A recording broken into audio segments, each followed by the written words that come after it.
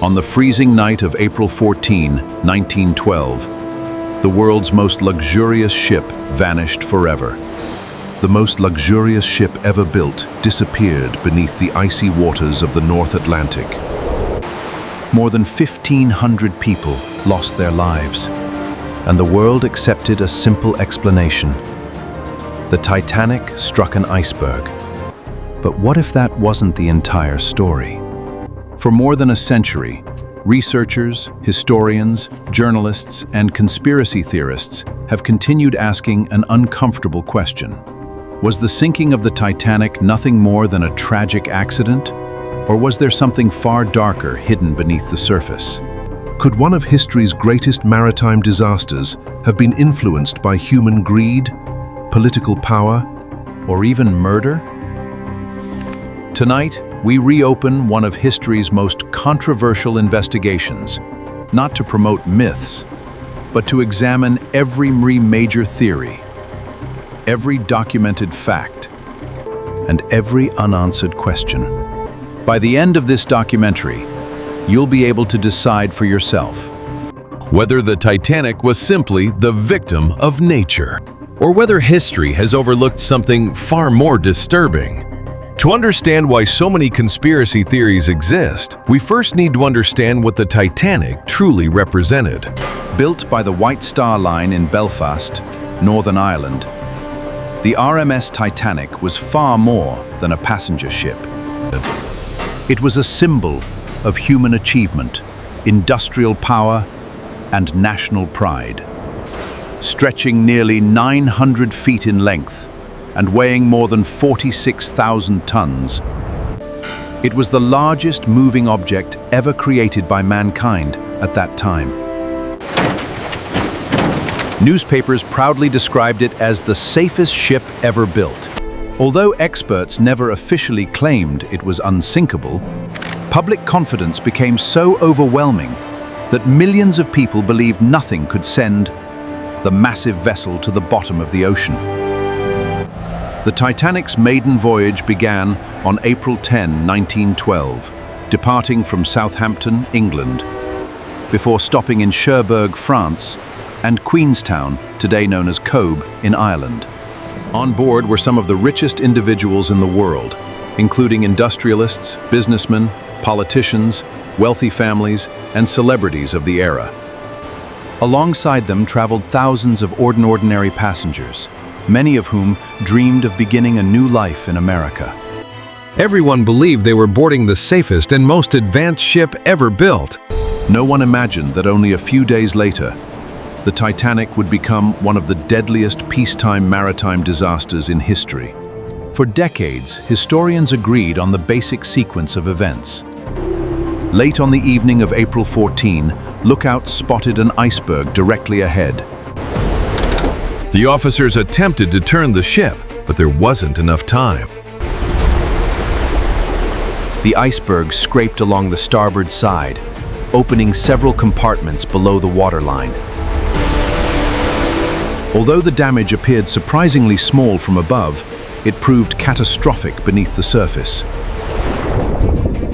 As seawater flooded compartment after compartment, Titanic's fate was sealed. Just over 2.5 hours later, in the early morning of April 15, the ship disappeared beneath the Atlantic Ocean. That explanation satisfied most people for generations. Yet as the decades passed, investigators uncovered new documents, recovered the wreck itself, interviewed survivors, and studied previously forgotten evidence. Instead of ending the mystery, these discoveries created new questions. Why were there so few lifeboats? Why were multiple iceberg warnings ignored? Why did nearby ships fail to rescue passengers in time? And why did several influential figures unexpectedly cancel their trips before the ship sailed? These unanswered questions would eventually become the foundation for one of history's most famous conspiracy theories. One of the most controversial theories surrounding the Titanic focuses on a man who never boarded the ship at all. J.P. Morgan, one of the wealthiest and most influential bankers in American history. Morgan controlled the International Mercantile Marine Company, the corporation that owned the White Star Line. In other words, Titanic ultimately belonged to his business empire. Originally, Morgan had reserved a luxurious private suite and was expected to sail on the maiden voyage. Newspapers reported his plans, and the crew prepared for his arrival. Then, only days before departure, he cancelled the trip. Officially, Morgan claimed he wanted to remain in France for personal reasons. On its own, that explanation may seem perfectly reasonable. Wealthy businessmen often change travel plans at the last minute. However, years later, conspiracy theorists noticed something unusual. Around the same time Morgan canceled, several other prominent individuals also decided not to board the Titanic. Were these merely unrelated coincidences? Or did someone know the voyage would end in disaster? This question became even more controversial because three exceptionally wealthy passengers did remain on board.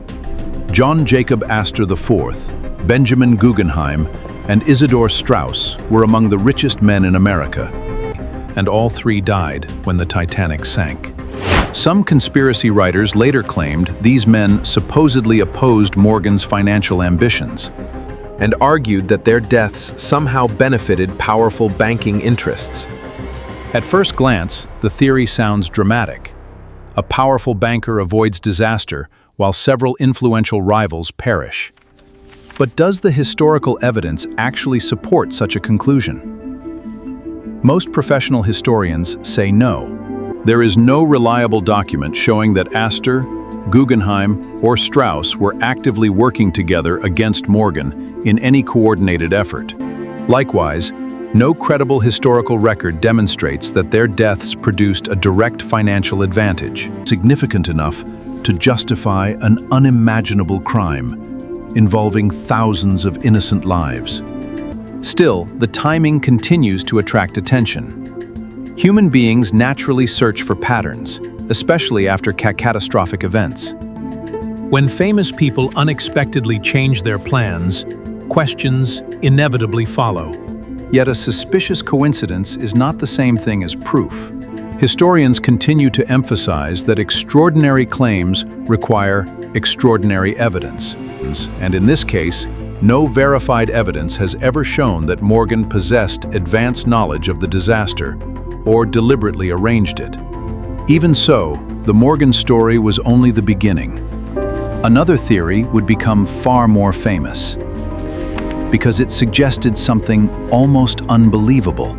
What if the ship resting on the ocean floor was not actually the Titanic at all?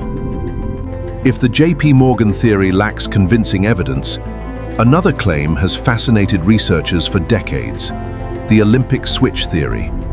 The White Star Line owned two nearly identical ships, the RMS Olympic and the RMS Titanic. In 1911, before Titanic's maiden voyage, Olympic was involved in a serious collision with the British warship HMS Hawke. The accident caused extensive damage, and according to conspiracy writers, the repairs were so expensive that the company faced enormous financial pressure. From that idea came an extraordinary claim. Some argued that the damaged Olympic was secretly renamed Titanic, while the real Titanic remained hidden. According to the theory, the company intentionally sent the damaged ship to sea, planning an insurance payout after a controlled accident. Supporters point to similarities between the two ships and small differences seen in old photographs. However, marine engineers, shipbuilding historians, and investigators have repeatedly examined these claims and found no credible evidence that such a massive operation ever occurred.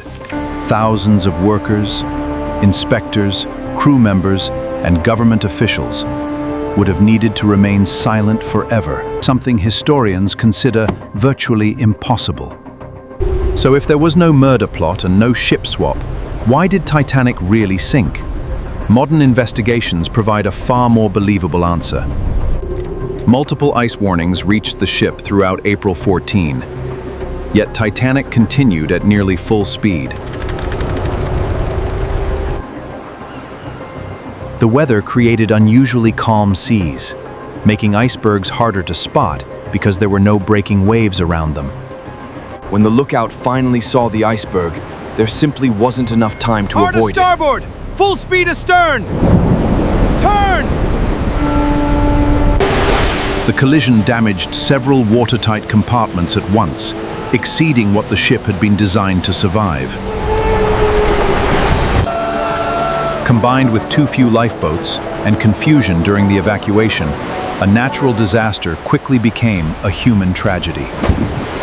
More than a century later, the Titanic continues to inspire books, documentaries, and endless debate because people want simple answers to complex events.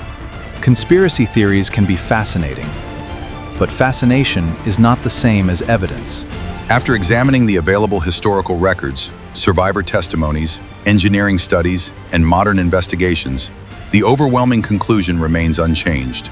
There is no verified evidence that the Titanic disaster was an act of murder or a deliberate conspiracy. Instead, it stands as a heartbreaking reminder of how human confidence, small decisions, and the unforgiving power of nature can combine to change history forever. Perhaps the greatest mystery of the Titanic is not whether someone planned its destruction, But why humanity still struggles to accept that one tragic night can reshape the world without a hidden mastermind behind it.